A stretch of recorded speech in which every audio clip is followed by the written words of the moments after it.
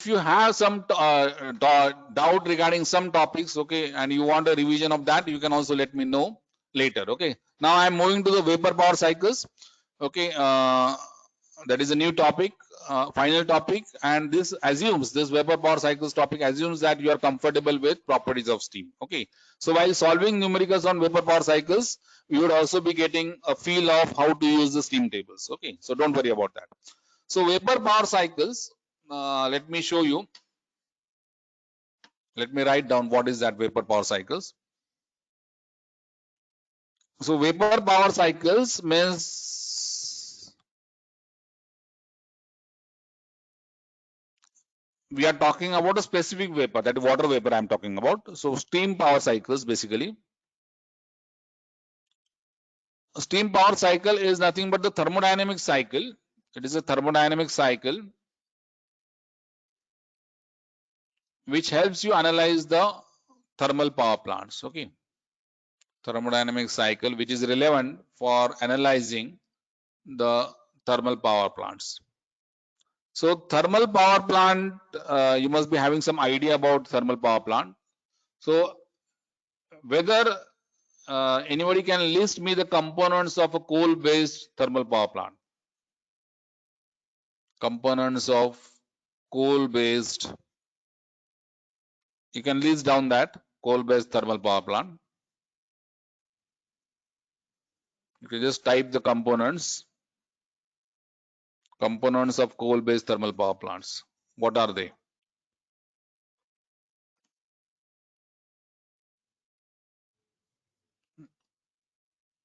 Okay, preheater, economizer, furnace. I want the basic 4 components of thermal power plant. Basic 4 components of thermal. I am not talking about components of boiler, Pranav. I am talking about, yeah, Atharva. I am not talking about the components of boiler. Okay, Tejas has written it correctly. One component is missing, Tejas. 4 basic components. Uh, for, yeah, electric generator is there, but that is not in the water cycle. The water cycle, when you are talking about, there are number of cycles in thermal power plant, but the working fluid cycle, the working fluid of the thermal power plant is water and steam. So the 4 components are boiler, that is the steam generator, then it is the steam turbine, then it is a condenser, and then it is a pump. Okay, so these are the 4 components. 4 components are steam generator or boiler, then steam turbine, then a condenser, and a pump. Okay, a pump. So let me just draw a block diagram of this components, block diagram. Okay.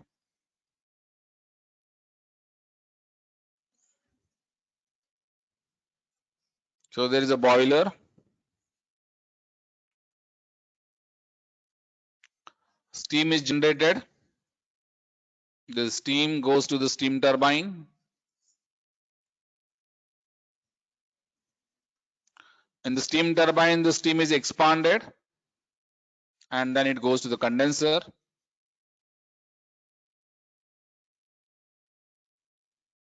And this condensate is pumped back to the boiler.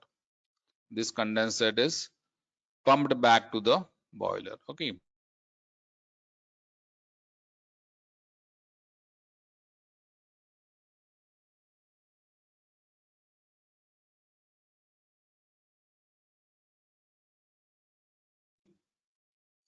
This is high pressure steam. This is low pressure steam. This is low pressure water, and this is high pressure water, pressurized water. Okay, these are the 4 components of a thermal power plant, right? These are the 4 components of thermal power plant. So let me ask you whether this is a heat engine.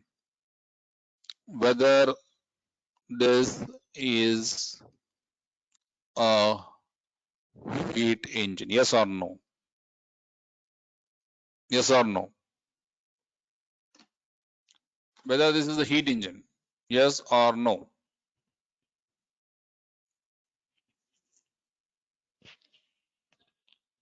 Ganesh is saying yes. Whether this is a heat engine? Pranav is saying no. 50-50%. I want to decide this and we'll decide it on a majority basis. Sushant is saying no. So now the majority is no and the minority is okay. Jay is also saying no. So now the majority is 1:3. Okay, 3 students saying no, 1 is saying yes. Okay, now no, Athar is saying yes. So Ganesh and Atharva are saying yes, whereas lot many students, Pranav, Sushant, Jay, Akanksha and Vedant Bokre, they are saying no. Okay, Sarika is saying yes. So Sarika, Ganesh and Atharva are right. Okay, they are right. So it is a heat engine. Why it is heat engine? Let me explain you. It is a heat engine. Why it is a heat engine? Let me explain you. This device, okay, this device, there is a power plant. What it does? Okay, look at this. I have drawn a boundary over here, control volume, and look at the energy interactions across the control volume. In the boiler, you are supplying the heat. In the steam turbine, you are getting work. In the condenser, the heat is rejected. In the pump, you need to supply certain work. Okay. So this, if you look at this now from the block diagram perspective, if you draw a block diagram for this, this is a power plant. Okay. So heat is being supplied to the boiler.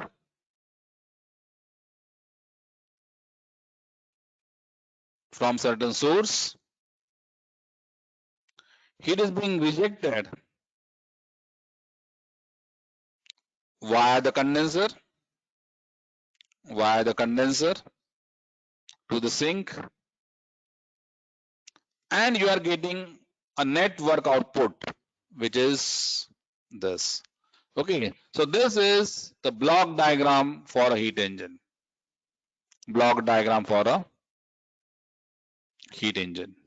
So this power plant is a heat engine which converts the heat to work. Okay, right? Now let me ask you this question. Theoretically, can we have the efficiency of this power plant as 100%? Yes or no? Theoretically, okay. Theoretically, can we have the efficiency of a power plant as 100%? Yes or no? Theoretically, can we have the efficiency as 100%? Yes or no?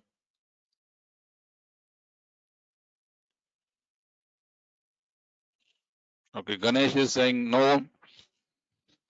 Gargo is saying theoretically yes. Sarika is saying yes. Tejas is saying yes.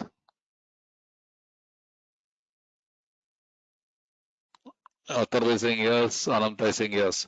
Unfortunately, the answer is no. Okay, the answer is no. And why is that no? The reason is the second law of thermodynamics. So what the second law of thermodynamics says that the second law of thermodynamics tells you that no engine, no heat engine can have an efficiency, whatever you do, no engine can have an efficiency equal to 100%. So that is not possible. Even theoretically, an engine cannot have an efficiency equal to 100%. Okay, so a power plant cannot have an efficiency equal to 100%. Even theoretically, please note that is what the second law says. Right now, what is the theoretically possible efficiency? So theoretically possible efficiency means theoretically possible maximum efficiency would be the Carnot efficiency. It would be the Carnot efficiency. Okay.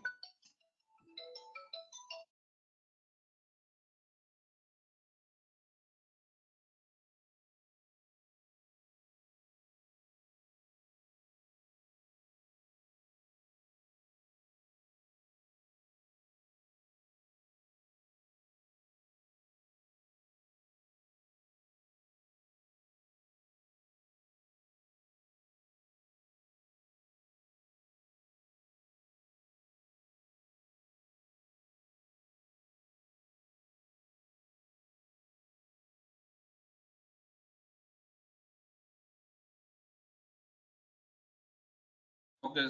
Sorry, I had a call. So theoretically, possible maximum efficiency would be the Carnot efficiency. Okay, Carnot efficiency. Now, what are the processes of Carnot cycle? What are the processes of Carnot cycle? Tell me the processes of Carnot cycle. If you design a power plant on a Carnot cycle, it would have a maximum efficiency, right? So, what are the processes of Carnot cycle? Anybody of amongst you? What are the processes of Carnot cycle? Anamta, Jay, Gargi, Sharvari, Aditya, Aravat.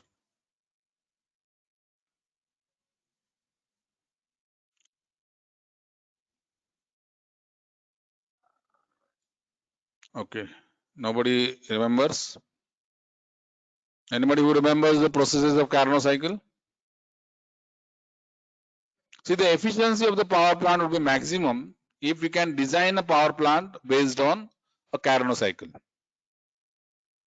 So, anybody knows what are the processes of Carnot cycle?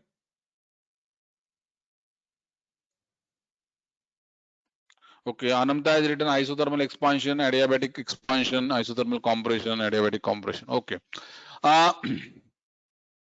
So there are two reversible adiabatics and two reversible Carnot cycle means there are two reversible adiabatics and two reversible isotherms.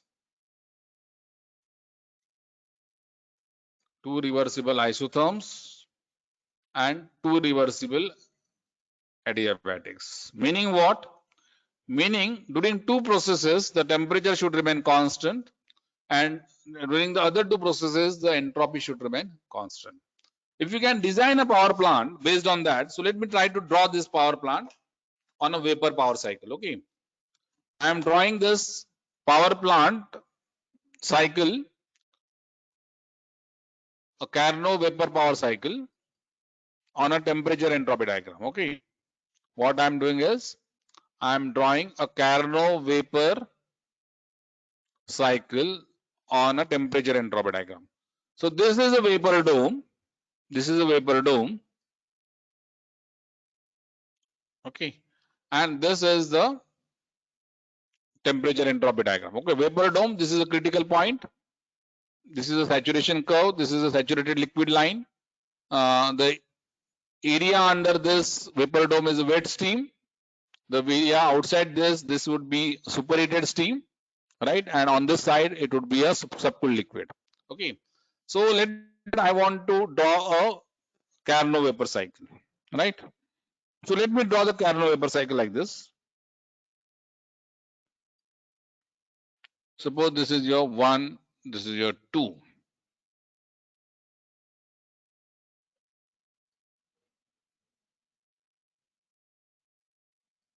This is 3, and let's say this is 4. Okay. So tell me what is the state of the steam here? Tell me what is the state of the steam at 2. State of the steam at 2 is a superheated steam. So what is the process 2 to 3? Tell me what is the process 2 to 3? The process 2 to 3, anybody from you? What is the process 2 to 3? Process 2 to 3 would be which property remains constant during 2 to 3? Look at the diagram and tell me. Process 2 to 3. Look at the diagram and tell me.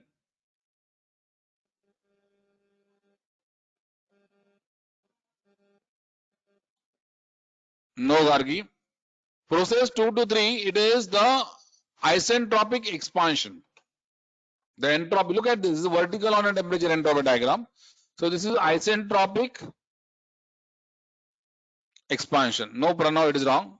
2 to 3 is an isentropic expansion. Okay. What is 1 to 2? What is 1 to 2? Sahil is correct. What is 1 to 2? Look at the temperature. Isothermal heat addition.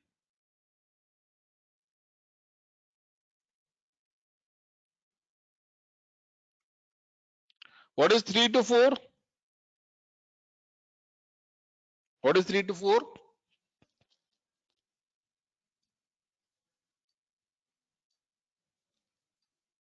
Three to 4 is isothermal heat rejection. The temperature remains constant while the heat is being rejected. Okay. And what is 4 to 1? 4 to 1 is isentropic compression. Okay. This is one type of Carnot vapor cycle. Okay. Let me draw another type of Carnot vapor cycle.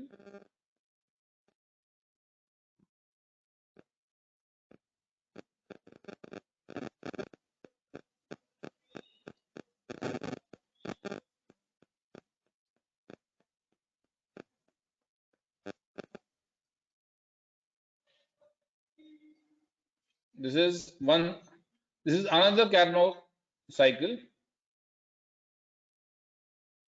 Now, what is the difference between 1 dash, 2 dash, 3 dash, 4 dash, and 1, 2, 3, 4? Whether 1, 2, 3, 4 and 1 dash, 2 dash, 3 dash, 4 dash is also a Carnot cycle. Whether 1 dash, 2 dash, 3 dash, 4 dash is a Carnot cycle? Yes or no? 1 dash, 2 dash, 3 dash, 4 dash is a Carnot cycle? Yes or no? Sahil is saying it is reversible. 1, 2, 3, 4 is reversible. What about 1 dash, 2 dash, 3 dash, 4 dash? Then Sahil, it is irreversible? Gargi is saying it is not a Carnot cycle. See, it is a Carnot cycle. Both the cycles are Carnot cycles. Okay. Both the cycles are Carnot cycles. However, now the problem is if you can design an engine or if you can design a power plant, okay, if you can design a coal-based power plant, for example, on this cycle or this cycle, it would have the maximum efficiency. It would have the maximum efficiency. Maximum efficiency. However, the problem is we cannot design a power plant using the cycle 1, 2, 3, 4 or 1 dash, 2 dash, 3 dash, 4 dash. Means practically speaking, we cannot construct. Practically, it is not possible to design a power plant to operate on 1, 2, 3, 4 or even 1 dash, 2 dash, 3 dash, 4 dash. Why is that so? Means why cannot we design? Why one cannot design a Carnot vapor cycle, or why we cannot design a plant? Cannot design a plant to operate on a Carnot vapor cycle. I mean to say that I am now trying to discuss the limitations of Carnot vapor cycle. Okay, practical limitations of Carnot vapor cycle. If we can design it, then it would have the maximum efficiency as per the Carnot theorem. However, one cannot design the power plant based on the Carnot efficiency, Carnot power cycle. That is because if you look at the process 1 to 2, if I want to make this process 1 to 2 isothermal heat addition, then this 1 to 2, if I want to make a isothermal process, then this pressure, the pressure between 1 and 1 dash has to be continuously varied. This pressure has to be changed infinite number of times between 1 and 1 dash. Similarly, If you look at the constant pressure lines, okay, on a temperature entropy diagram, if you had seen the videos carefully, then Professor Murukar had shown you the constant pressure lines. These are the constant pressure lines. Sorry, these are the, yeah. So this is the temperature entropy diagram. Okay. So if I want to achieve this expansion, okay, if I want to achieve this, sorry, heat addition from 1 to 1 dash, 1 to 1 dash, you will have this pressure is different, this pressure is different, this pressure is different, this pressure is different. It means that you need to design a boiler. You need to design a boiler whose pressure is changing continuously. Okay. Continuous change in the pressure. So continue designing a boiler. Nobody has yet designed a boiler whose pressure is continuously changing. What is available in the market is a boiler which is rated at a given pressure. Okay, so it is rated. So the process in the boiler is always a constant pressure process. It is not a varying pressure process. So if we are able to design a boiler whose pressure is continuously changing such that one can achieve a isothermal heat addition in the boiler, then and then the Carnot cycle would be feasible. Okay. Till then, we need to be satisfied with a boiler whose operation is at a constant pressure. So in other words, I need to change the process of the Carnot cycle. Your 1 to 2 process of a Carnot cycle was what? It was the isothermal heat addition. It was the isothermal heat addition. This was the process in a Carnot cycle. I need to change this process to a different process. Now, a different process would be a constant pressure heat addition. Okay, and when I'm changing this process 1 to 2, which is isothermal heat addition, to a different process, which is a constant pressure heat addition, that cycle would no longer be a Carnot cycle. It would be a something cycle. That something cycle, ultimately, I will be telling you, is called as a Rankine cycle. Okay, are you getting this point? Have you understood the process 1 to 2? Have you understood the process, the discussion around the process 1 to 2? Yes or no? Please tell me yes. If you understood this, say yes. If you haven't, just say no in the questions column.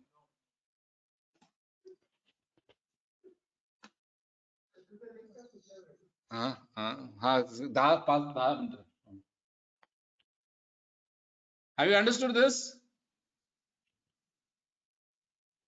Okay. Pranav is saying yes. Sarika has understood. Tejas has understood.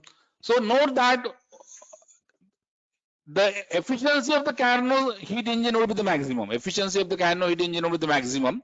However, we cannot design a boiler which can give you the same process. Which process in the boiler? I mean to say, we cannot design a boiler which can have a isothermal heat addition. Okay, that is the reason why we need to change that cycle from a Carnot cycle to some other cycle. Okay, so I have not now changed. I have now modified the Carnot cycle to a new cycle where I modified the process 1 to 2. Okay, now let me go back to the another drawback of the Carnot cycle. Drawback, I mean to say, when I'm saying drawback, I'm not talking about a theoretical drawback. I am talking about problem in designing a plant based on the Carnot cycle. Okay, it does not mean that the Carnot cycle would have an efficiency lower than the new cycle which I am talking about. Carnot vapor cycle would always have the maximum efficiency. Okay, please note this. Right now, if you take, for example, this was the limitation. Right now, if I modify this 1 to 2 and if I want to make it isothermal, okay, if I want to make it isothermal, right, then one can think of this cycle. Look at this cycle, new cycle, Carnot cycle, 1 dash 2 dash. This process, whether 1 dash 2 dash is an isothermal process, yes or no? Tell me whether 1 dash 2 dash is isothermal or no. 1 dash 2 dash 3 dash 4 dash is also a Carnot cycle. Tell me whether 1 dash 2 dash is a isothermal process. Yes or no? Tell me yes or no. Whether 1 dash 2 dash is isothermal. Tejas is saying it is isothermal. Ananda is saying isothermal. Okay, so the problem which we had that we cannot design a boiler. Okay, boiler with isothermal process has been solved in the cycle 1 dash 2 dash 3 dash 4 dash. Okay, Neha, yes, right. So now problem is we have sorted out one problem that, but we have another problem now at hand. What is that problem? If you look at this cycle now, if 1 dash 2 dash 3 dash 4 dash is the Carnot cycle, and on this cycle if I design a power plant, my problem one was solved. Which problem was solved? That isothermal heat addition is now possible.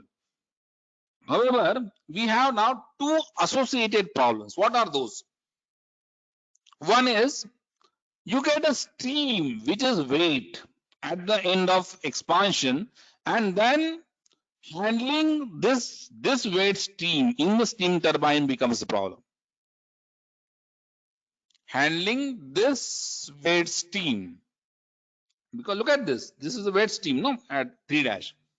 So handling this weight steam, it becomes a problem in the steam turbine. Okay, so you sorted out one problem in the boiler, but now you are ending with the problem in the steam turbine design. The second thing is that if you are designing a boiler with this thing, then you don't generate superheated steam, and this will be stunning that if the steam is superheated, the efficiency is better. Okay, and many other problems were solved out. So with the new design 1 dash 2 dash 3 dash 4 dash, the steam would not be superheated, number one, because if you go and superheat it, then it becomes again a problem of achieving isothermal process, right? So you need to end that heat addition process within the vapor dome. Okay, so your heat addition would be at a lower temperature, the efficiency would be then lower. The second thing is you end up with the wet steam, right? And that is again not a desirable option. So this cycle is ruled out. This cycle is ruled out, right? One more thing is regarding this 4 to 1. Okay. So now I'm talking about a new cycle. Sorry. Yeah.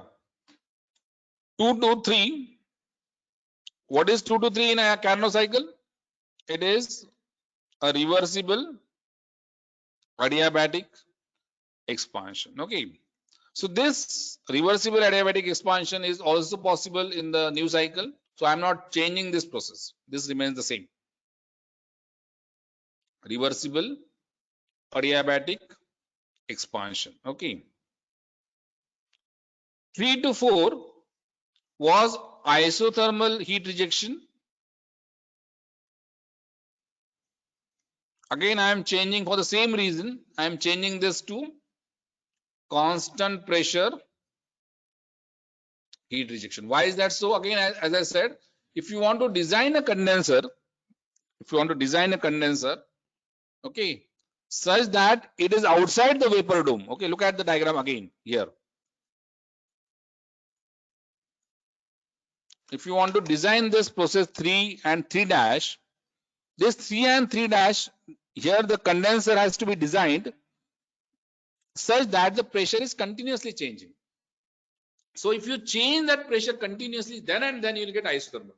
So the best way is that instead of achieving a constant temperature heat rejection, you go for a constant pressure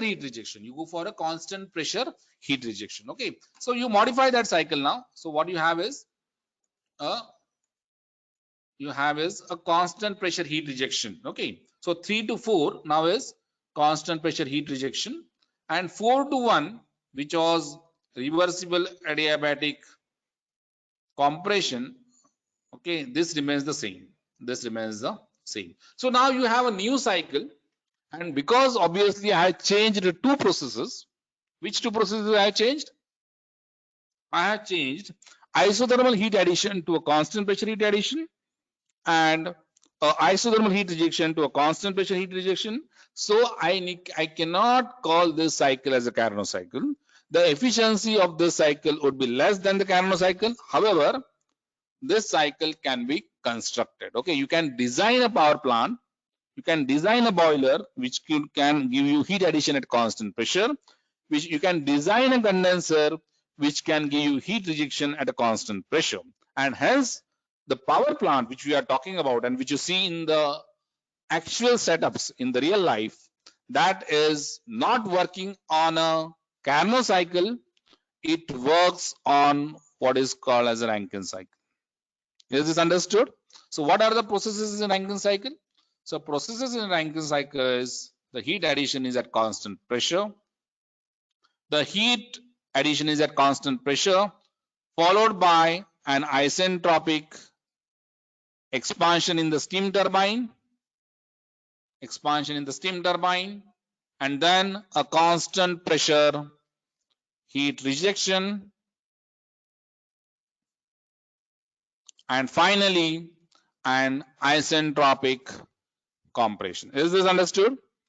So this now is a new cycle, which is the practical cycle, okay, on which the power plants are designed, and this is called as a Rankine cycle.